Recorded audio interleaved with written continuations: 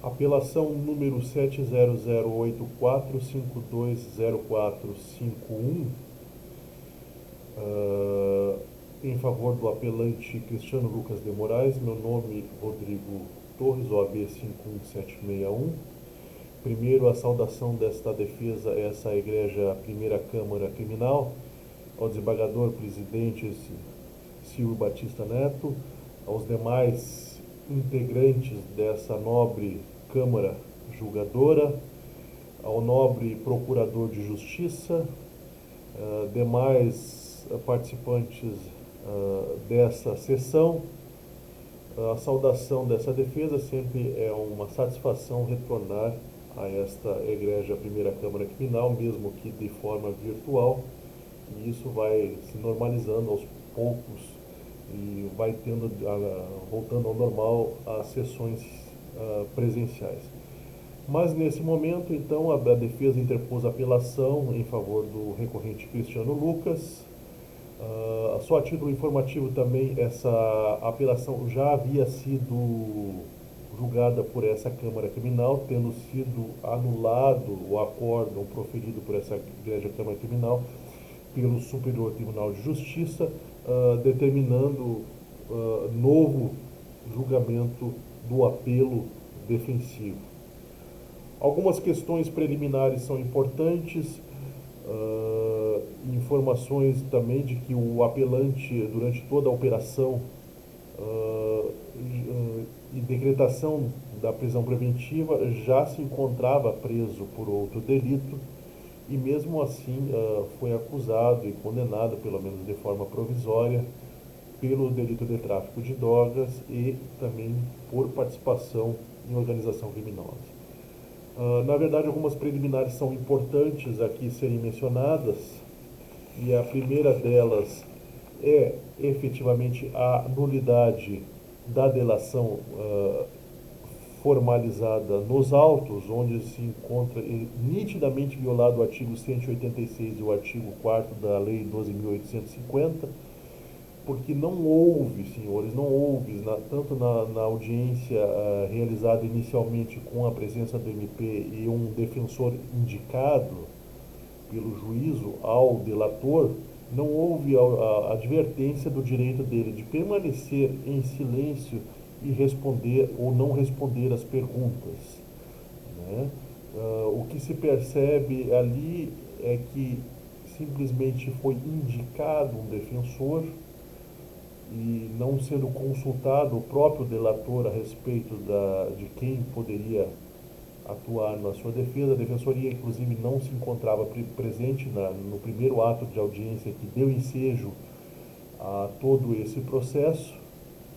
E o que se percebe também é que durante essa realização da audiência inicial, né, onde não foi aberto a questão da presença das defesas técnicas, não se percebeu ou não um ato voluntário. Tá? Justamente se percebe nitidamente o delator extremamente acuado, né? E que não se percebe a voluntariedade do ato, um dos requisitos essenciais para a questão da delação premiada. Em juízo, inclusive, na presença já da defesa técnica, quando o delator foi inquirido, se percebe que ao final da audiência o delator disse, inclusive expressamente, que faria qualquer coisa para salvaguardar a sua pessoa e de sua família. E esse é o ato primordial que comprova a não voluntariedade, né, a não espontaneidade do ato firmado pelo delator. Como já se falou, o defensor foi nomeado pelo juiz sem qualquer tipo de consulta, de maneira que a delação realizada não observou os ditames legais, devendo ser excluída essa prova para fins de eventuais julgamento de mérito. Também o que se percebe especificamente em relação ao ora apelante é a comprovação da materialidade delitiva, onde não existe laudo toxicológico, né, o crime de tráfico no caso em questão, é um crime que deixa vestígios, e no caso concreto, realizado buscas na residência do réu, mesmo ele se encontrando preso, não foi encontrado absolutamente nada de material entorpecente, e de maneira que a materialidade delitiva nesse caso não pode ser suprida indiretamente por testemunhas. Inclusive existe um julgado proferido por essa corte, o desembargador relator Jaime Valhada Neto, apelação número 7078006269, em que ele refere um trecho, um caso semelhante ao processo que estamos ora discutindo, que refere assim: assim, não apreendido qualquer entorpecente, inviabilizada está a necessária perícia, que depende de conhecimentos técnicos específicos. Somente o perito pode atestar que determinada substância é entorpecente ou apta a causar dependência física ou psíquica que consta na lista oficial. Então, portanto, senhores, inexistindo a apreensão de drogas na residência do recorrente ou com ele próprio, inexistente está a comprovação da materialidade delitiva, merecendo a sentença de pronto ser reformada em caráter preliminar, acolhendo-se a presente preliminar no sentido de absolver o apelante pelo delito de tráfico de drogas. Inclusive, existe um julgado do próprio nobre relator, desembargador Martinez Lucas, apelação 70013152947, onde refere que o crime de tráfico é um delito que deixa vestígios, e inexistindo a comprovação da materialidade delitiva, também absolveu o apelante com base nesse fundamento. Passando propriamente agora para o mérito da questão das acusações que pairam sobre o apelante, inexiste, na verdade, judicialmente, a comprovação da prática da narcotraficância por parte do apelante. Na verdade, como já se referiu antes, o presente recorrente se encontrava preso durante as investigações e trâmite do presente processo por outro delito. E nesse caso aí, o que se tem no processo, especificamente contra a sua pessoa, são referências de um apelido, onde no caso concreto jamais se comprovou que seria propriamente a pessoa do apelante. Se refere a uma droga endereçada ao presente apelante de CPX louco, que foi encontrado em uma investigação preliminar com outro indivíduo, que essa droga com esse apelido seria endereçado ao presente apelante. Na verdade, o apelante nunca teve esse apelido de CPX louco, e sim vulgo xerecão, esse sim, inclusive comprovado por testemunhas. E o que mais importa nesse caso, senhores, e por isso que seria importante rever o vídeo propriamente do delator em juízo, em nenhum momento ele conseguiu apresentar as características físicas, né, de quem seria o Cristiano Lucas de Moraes. Ele só soube dizer CPX louco, mas jamais apontou especificamente ou que pegou drogas com o Cristiano Lucas de Moraes. Em nenhum momento ele aponta no vídeo dele ou soube dar as características físicas do apelante Cristiano Lucas de Moraes, inclusive nem sabia do nome Cristiano Lucas de Moraes. Então é extremamente temerário condenar o apelante com base em apelidos, onde não foi comprovado em nenhum momento pelo próprio delator em juízo. Por isso que é importante que se veja esse vídeo do delator em juízo, na presença das defesas técnicas, das perguntas que foram feitas para o delator, para se comprovar que efetivamente não tem nenhuma comprovação da autoria delitiva no que diz respeito ao tráfico de drogas em relação ao Cristiano Lucas de Moraes.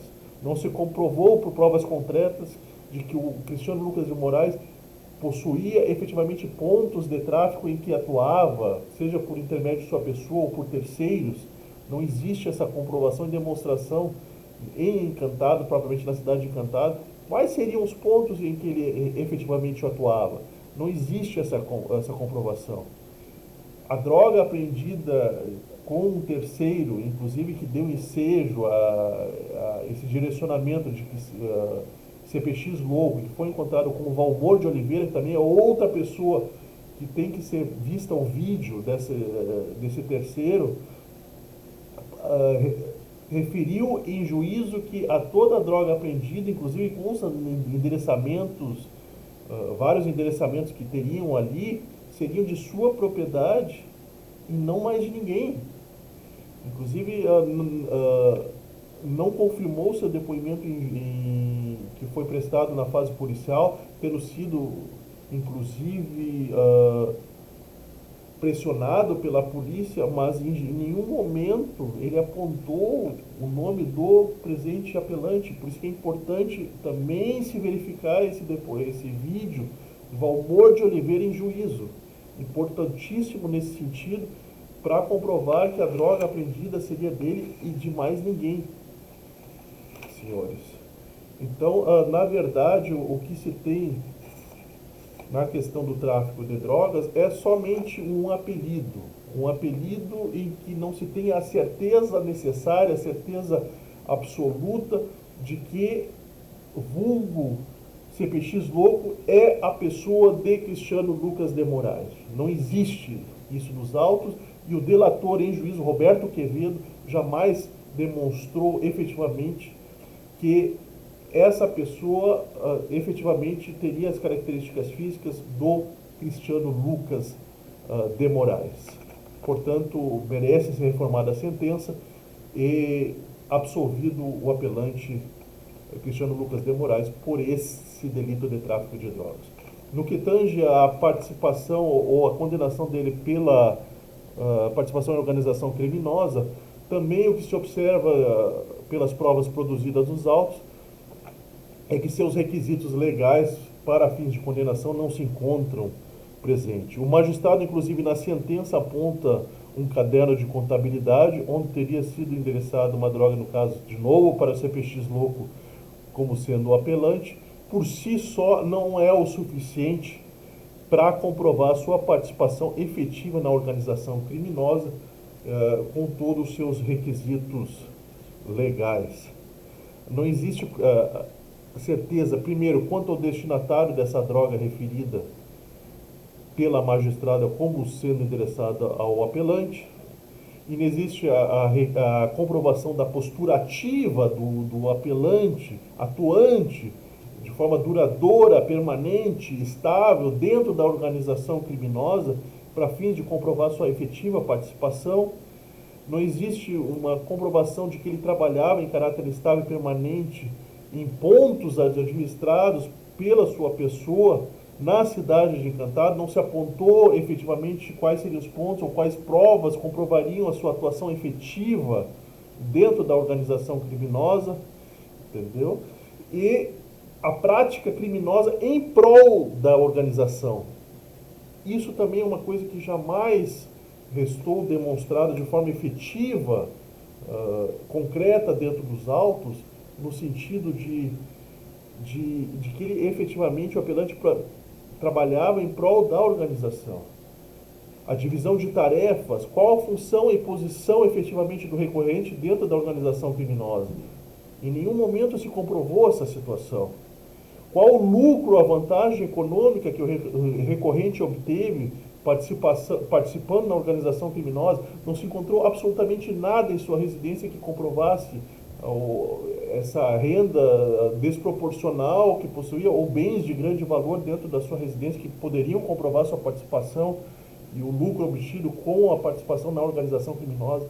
Então, isso não se aponta nenhuma certeza, não se aponta as provas pelas quais se chegou a essa conclusão efetiva de que ele participava dentro da organização de maneira estável e permanente, de maneira que os requisitos legais para fins de condenação também não se encontram presentes, devendo mesmo ser absolvido, Desde já agradeço pela atenção e uma boa tarde aos senhores.